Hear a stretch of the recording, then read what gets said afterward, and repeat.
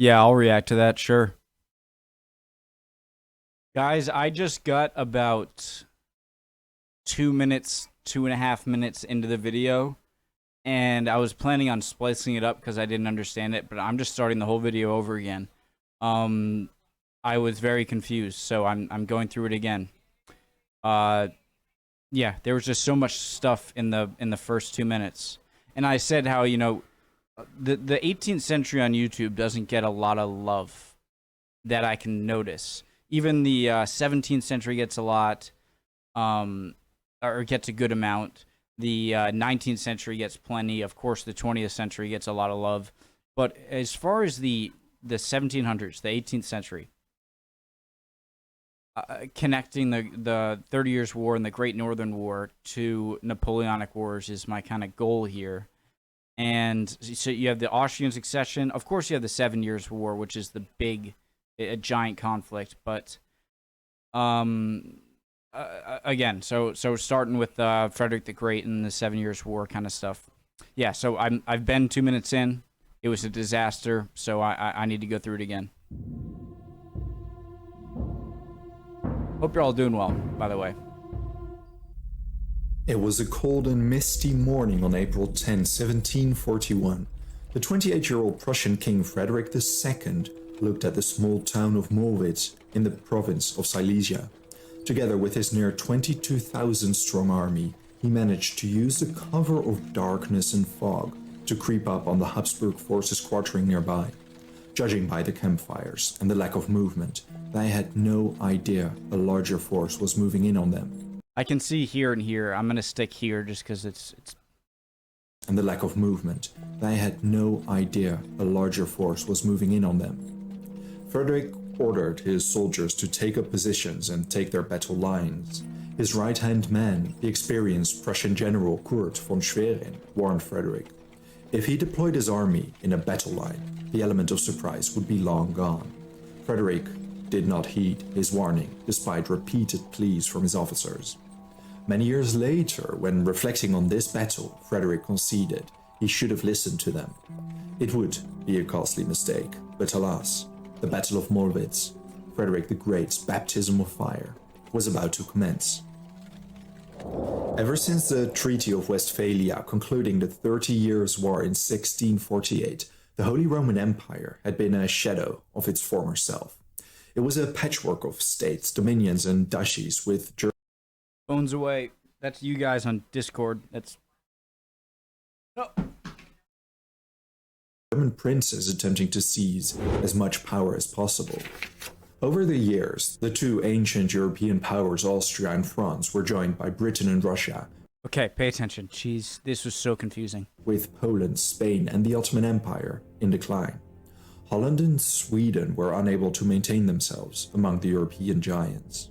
In October 1740, the Habsburg Holy Roman Emperor Charles VI died without a male heir. Able to maintain themselves, an empire in decline. Holland and Sweden were unable to maintain themselves among the European giants. In October 1740, the Habsburg Holy Roman Emperor Charles VI died without a male heir. Before his death, he had issued the Pragmatic Sanction. Okay, man, click on another video if you want a smooth non-pausey. See what you guys have done to me? You turned me into a crouch. No, okay, so it seems that the 1700s is a period of transition between great empires. From Spanish domination, Portuguese, to France, Great Britain, even though there's a bunch of new people are on the stage, and everyone smells blood in the water or seas. So it's like the empires of the past are like on their deathbed, and everyone else is just waiting just to like capitalize and make their next big empire or whatnot. This meant so much as that the Habsburg hereditary territories were allowed to pass to a woman, his daughter, Maria Theresa. I want to learn about her. Internal strife in Austria led to a weak and divided empire. Austria had just participated in the War of the Polish Succession and concluded a poor peace with the Ottomans. But it wasn't just the Austrian Habsburgs who were in an unstable position. For example, in Russia, Tsarina Anna passed away, and factions at court fought over control as her infant son, Ivan VI, succeeded her. The British were preoccupied with the war against Spain. Why is he wearing Swedish colors? Ivan VI succeeded her. The British were preoccupied with the war against Spain, and France was eager to weaken its archrival, the Habsburgs. As soon as Maria Theresa ascended to the throne, several European monarchs broke their promise of recognizing her. Again, I don't understand here. So, I mean, the French and the British have been fighting for 700 years almost up to this point, or 600 years, but they're not big rivals right now. Right now, Great Britain... So is France not yet as powerful as Spain or Great Britain yet? And Great Britain and Spain are the two maritime naval powers who want to take control of trade routes. And then France doesn't like Austria. The Habsburg... The throne, several European monarchs. As soon as Maria Theresa ascended to the throne, several European monarchs broke their promise of recognizing her. Meanwhile, within the turbulent European theater, one young king did not plan to play by the rules. In May 1740, King of Prussia Frederick William I passed away. Known as the Soldier King, he spent his entire reign expanding his army, dedicating the crown's revenue to drilling and improving his force. When he died, his 27-year-old son Frederick II succeeded him. He inherited a well-disciplined, modern, and relatively massive army. Look, I'm not a huge Wilhelm II fan, so I'm not saying Frederick II is like... I don't even know enough about... But it reminds me of the Wilhelm II situation where he became Kaiser and he had all of the fruits of German industrialization and well-structured, disciplined army at his fingertips, and that led to bad stuff, in my opinion. But okay. Including a comfortably stocked war chest.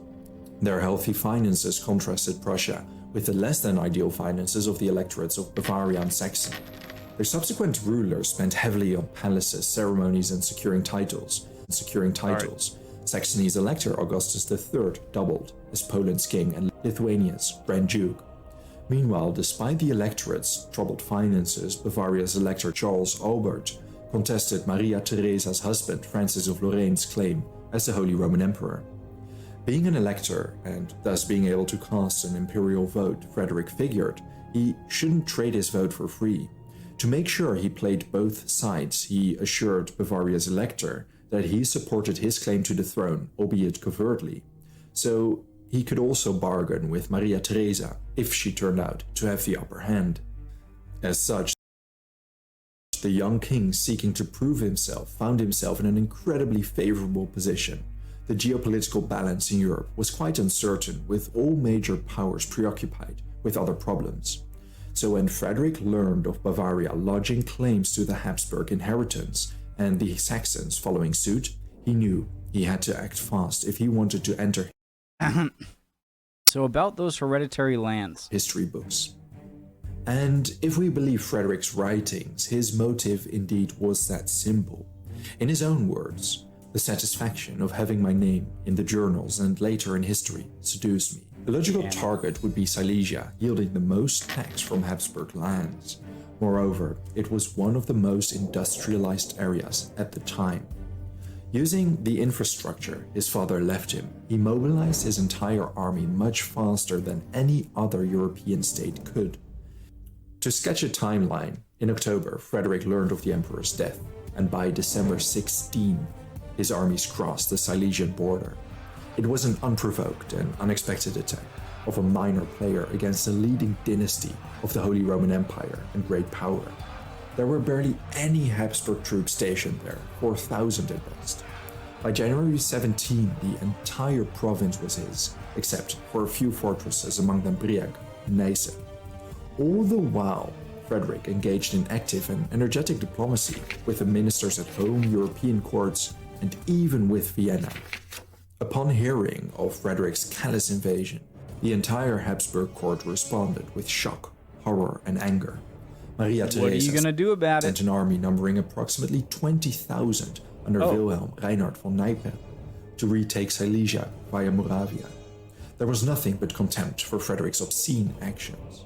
Neipperg caught the inexperienced Frederick sleeping. Rapidly advancing via the west, he relieved the besieged fortresses of Neisse, marching onto Breslau.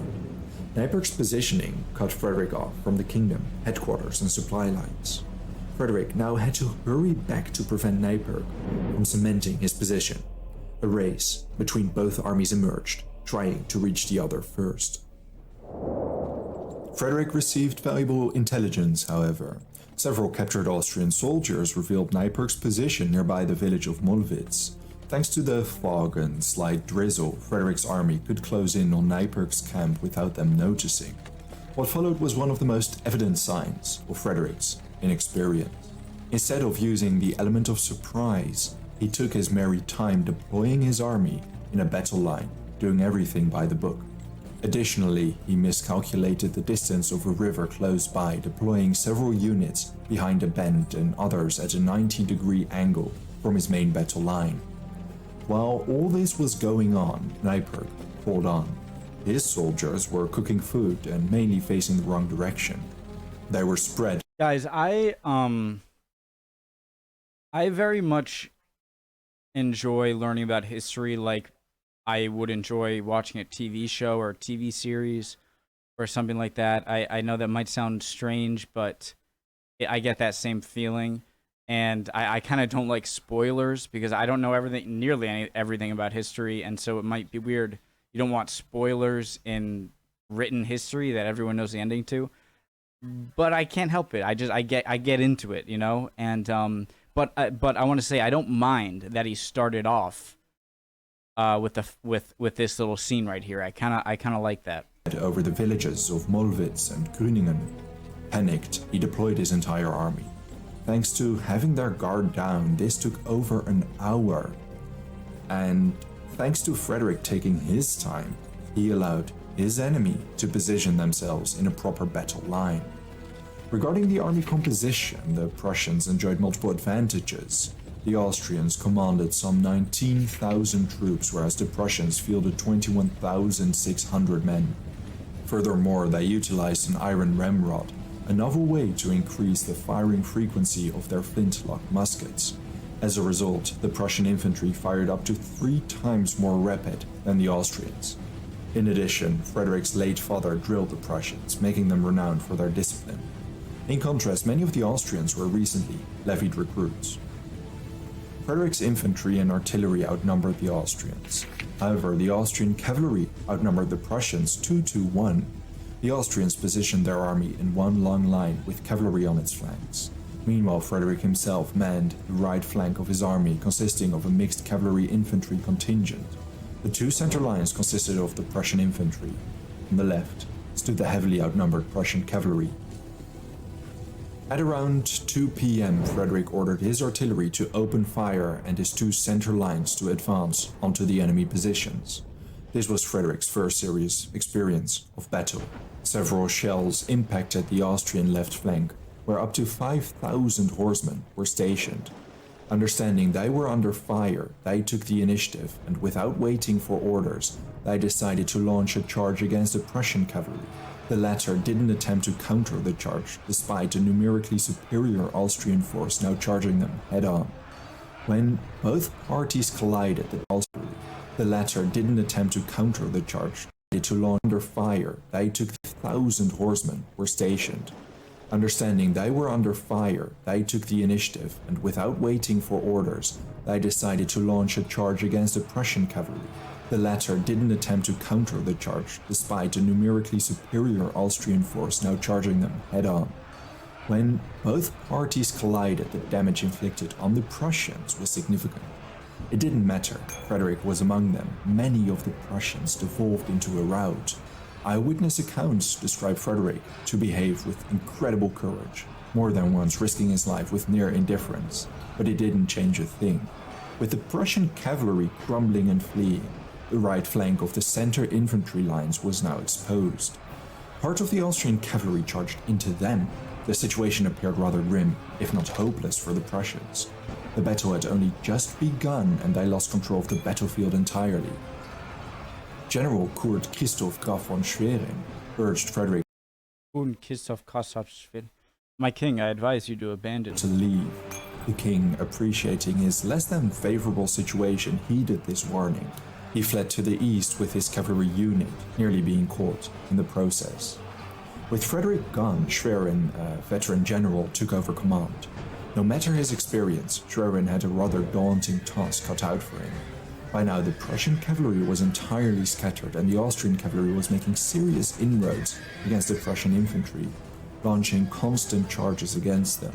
There were no rare instances of I keep looking back and forth. entirely scattered and the Austrian cavalry was making serious inroads against the Prussian infantry, launching constant charges against them. There were no rare instances of friendly fire from the second line against the first line either, but the Prussian infantry held firm.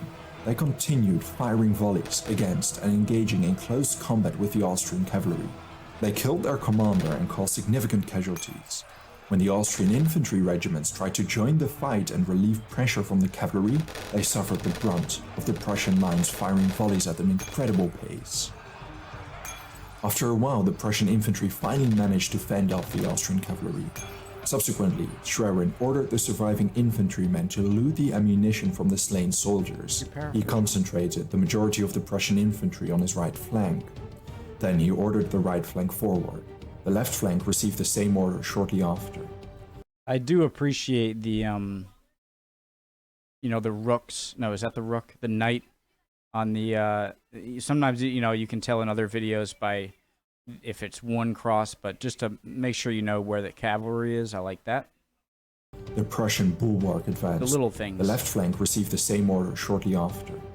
The Prussian bulwark advanced, stopping in between the marching, only to fire at the enemy. They swiftly repelled a hesitant charge by the Austrian right flank cavalry. An Austrian survivor recounted the moment. The enemy army now advanced from all sides. They enjoyed a numerical superiority of up to 3,000 men. They overlapped us on both flanks. I can safely say that never in my life did I see anything finer. They marched forward with the greatest steadiness, with their lines as straight as a die, as if they were on a parade ground. Their polished weapons glinting in the sunlight made a stunning impression, and their volleys were like a constant roll of thunder. Our army became completely demoralized. Our infantry could no longer be kept together in their ranks. Guys, these are one of those hats that I see every now and then, and I don't quite know the origin.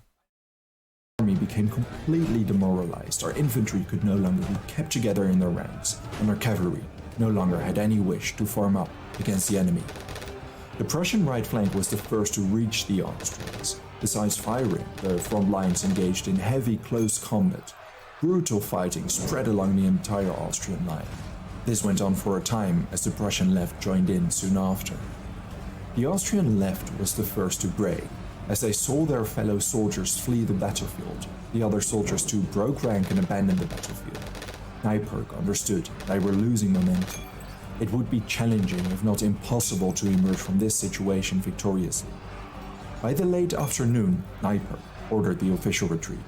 Lacking cavalry and because the night set in, the Prussians decided not to pursue the Austrians. Instead, Schwerin sent a messenger to Frederick to notify him of the victory.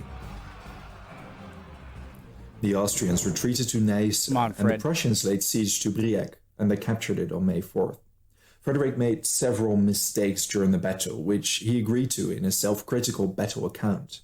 Despite this, letters he sent to his ministers and close relatives in the direct aftermath omit Schwerin's role in the battle entirely. His leaving of the battlefield could have multiple reasons. The most straightforward conclusion to draw was that Frederick fled, although many primary sources and subsequent historical analysis agree he showed great courage during the battle itself. So, how do I say this? You know how, like, whether it was, the business, Belisarius, I think, had his own. I'm sure Caesar did, and all of these historians, people were clearly well aware that how they will be remembered, will depend on written history.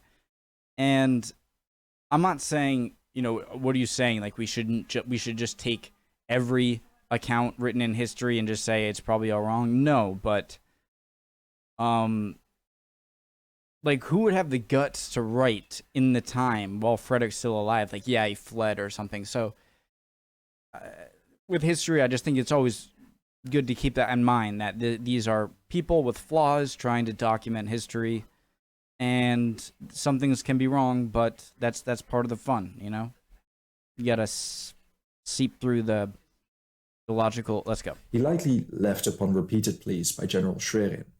But in any event, the new Prussian king managed to challenge one of Europe's greatest dynasties and emerge victoriously. In that regard, the victory at Mollwitz ensured Frederick's name traveled to all European courts.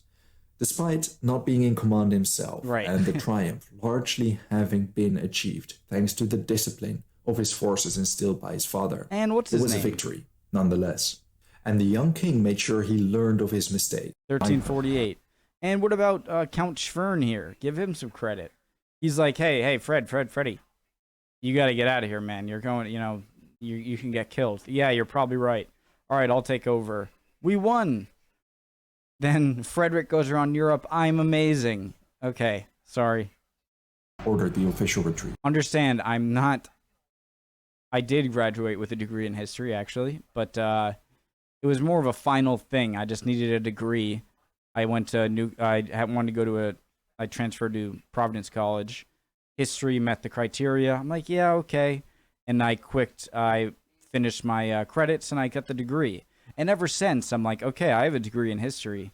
I'm not a historian. I know very little. And so that's been my kind of journey here. So when I make comments that might seem like I'm really certain, just know I'm just saying what's in my mind, and I'm not trying to say I have this amazing theory. And so let me know if I'm wrong. What was I even saying? Oh yeah, I was criticizing Frederick the Great for taking credit. Reasons and subsequent historical analysis agree was that Frederick fled, although many primary sources and subsequent historical analysis agree he showed great courage during the battle itself. He likely left upon repeated pleas by General Schwerin. But in any event, the new Prussian king managed to challenge one of Europe's greatest dynasties and emerge victoriously. In that regard, the victory at Mollwitz ensured Frederick's name traveled to all European courts.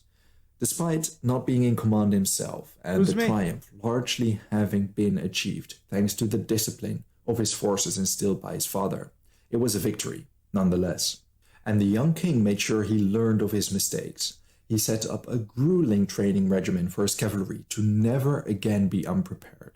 He rose before dawn and drilled throughout the day. Naturally, he expected his officers and soldiers to do the exact same. Mollwitz would not be the final battle between the young king and the Habsburgs. If anything, as Thomas Carlyle put it, Mollwitz was the loose pebble precipitating an avalanche. The First Silesian War and the War of the Austrian Succession had only just broken out. Thank you for watching this video. If there's a topic, battle, or event you would like to know more about, let me know your thoughts in a comment. I would also really like to thank all my patrons and channel members for their generous support. If you enjoy House of History and want to support my work, consider joining me on Patreon. For just $1 a month, you already gain access to exclusive videos. Don't forget to subscribe. See you next time. Subscribe. Really cool video. Pause a bit there. But yeah, I watched the biographics video. I didn't record it. I think I'm gonna watch it again and just record it and put it up. See if people want to watch of the biographics channel on YouTube video on Frederick the Great, and he seemed like a very interesting man, and I've wanted to learn more about him. Not the greatest intro to him right here, though. Not to say he's like, yeah, that was me. Maybe he was just kind of giving credit, but again, like he said, it was his baptism. So we'll see where it goes next. See you guys.